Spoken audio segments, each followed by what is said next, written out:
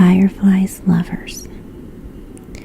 On the southern and sunny side of the castle moats of the Fuki Castle in Aichen, the water had long ago become shallow, so that lotus lilies grew luxuriantly. Deep in the heart of one of the many great flowers whose petals were as pink as the lining of a seashell lived the king of the fireflies, Hio, whose only daughter was the lovely princess Hotaru. While still a child, the princess had been carefully kept at home within the pink petals of the lily, never going even to the edges except to see her father fly off on his journey. Dutifully, she waited until of age, when the fire glowed in her body and shone beautifully, illuminating the lotus, until its light gleamed like a lamp within a globe of coral. Every night her light grew brighter and brighter, until at last it was as mellow as gold. Then her father said, "My daughter is now of age. She may fly abroad with me sometimes, and when the proper suitor comes, she may marry whom she will."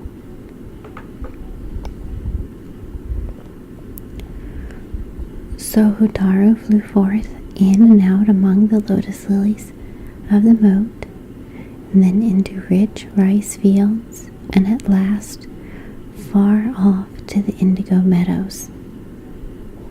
Wherever she went, a crowd of suitors followed her, for she had the singular power of attracting all the night-flying insects to herself.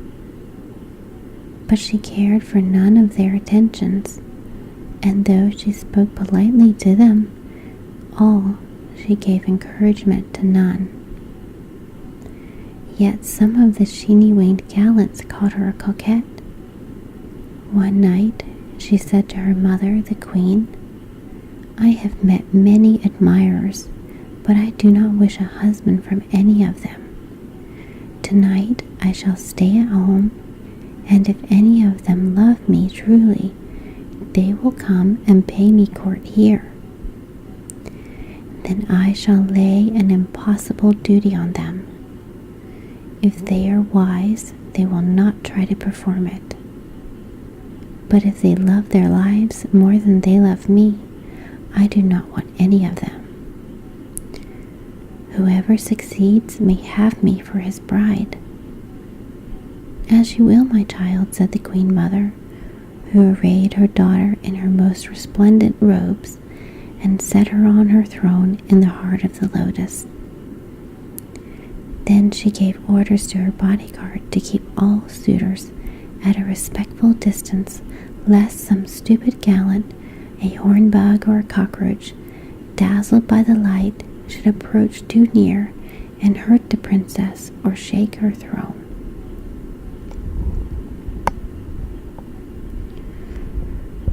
No sooner had twilight faded away than forth came the golden beetle, who stood on a stamen and making obeisance said, "I am Lord Greengold. I offer my house, my fortune, and my love to Princess Hotaru.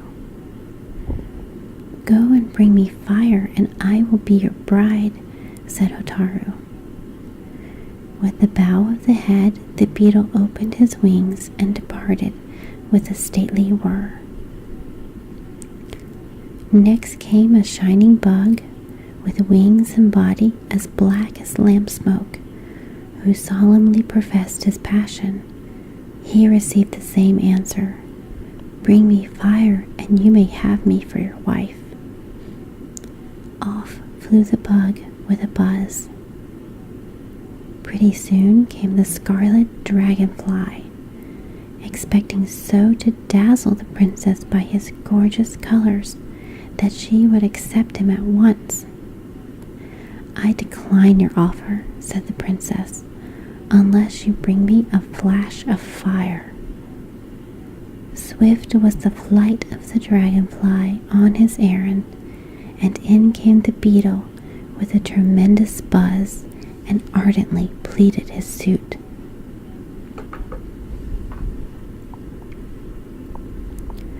"I will say yes if you bring me fire," said the glittering princess.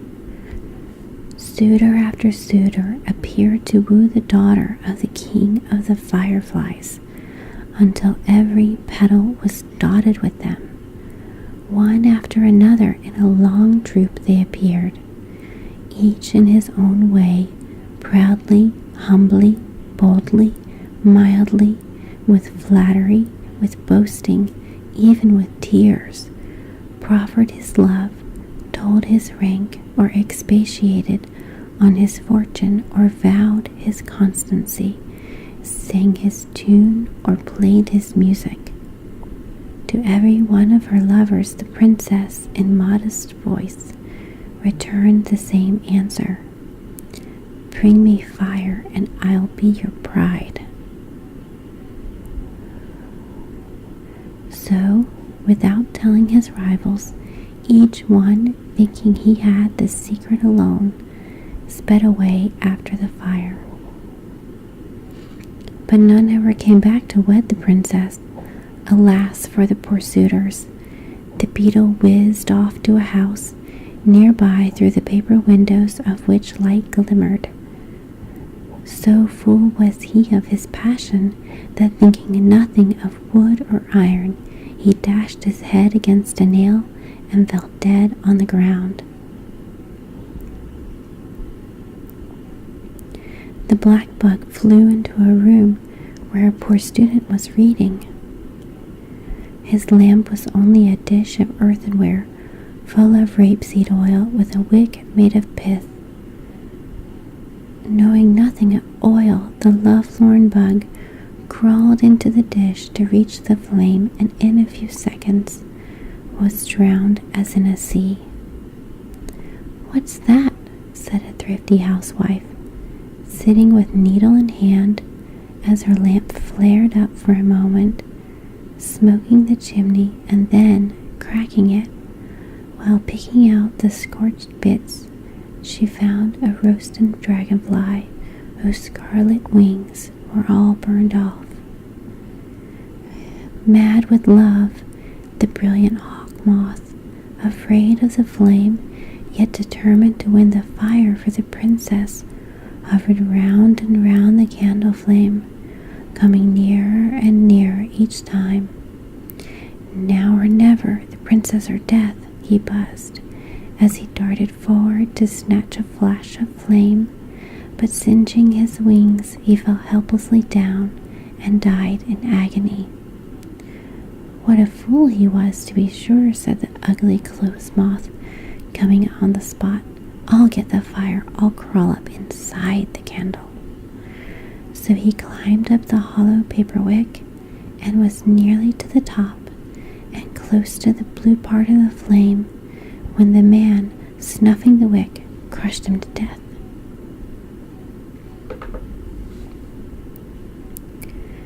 Sad indeed was the fate of the lovers of Hio's daughter.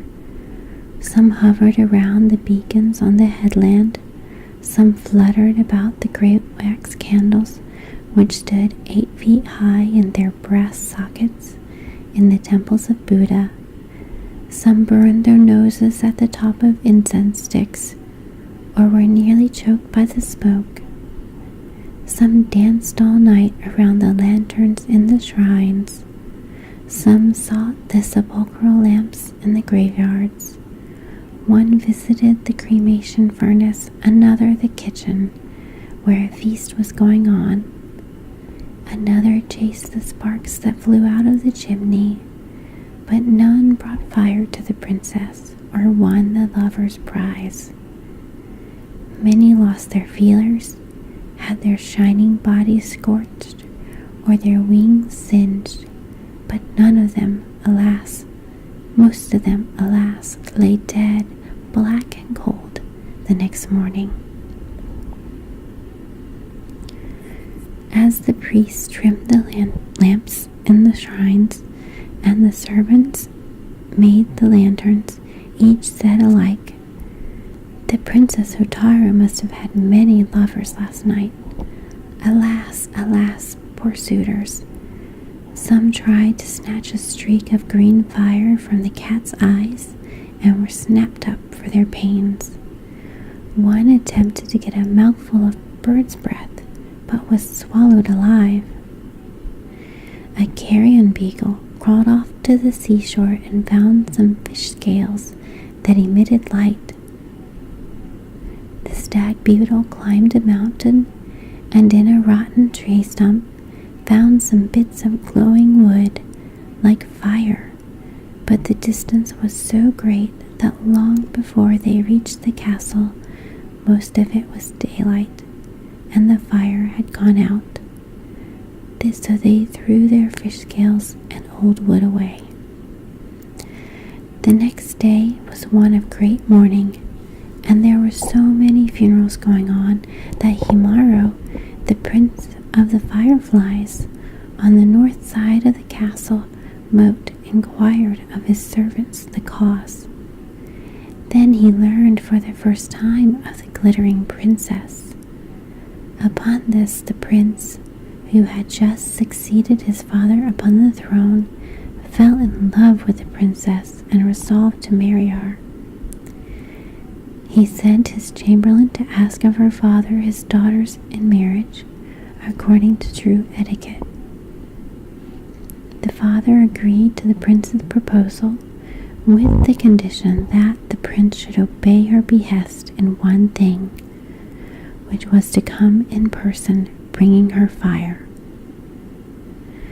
Then the prince, at the head of his glittering battalions, came in person and filled the lotus palace with a flood of golden light. But Hotaru was so beautiful that her charms paled not in their fire, even in the blaze of the prince's glory. The visit ended in wooing, and the wooing and wedding. On the night appointed, in a palanquin made of the white lotus petals, amid the blazing torches of the prince's battalions of warriors, Hotaru was borne to the prince's palace, and there prince and princess were joined in wedlock.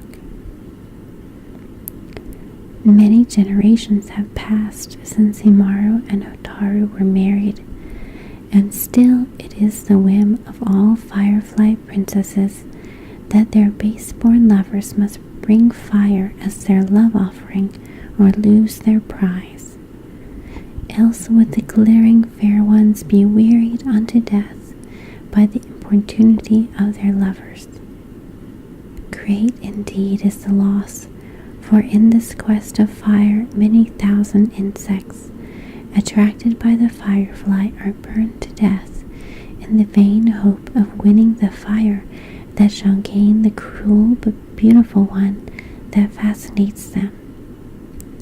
It is for this cause that each night insects hover round the lamp flame, and every morning a crowd of victims, drowned in the oil or scorched in the flame, must be cleaned from the lamp. This is the reason why young ladies catch and imprison the fireflies, to watch the war of insect love, in the hope that they may have human lovers who will dare as much through fire and blood.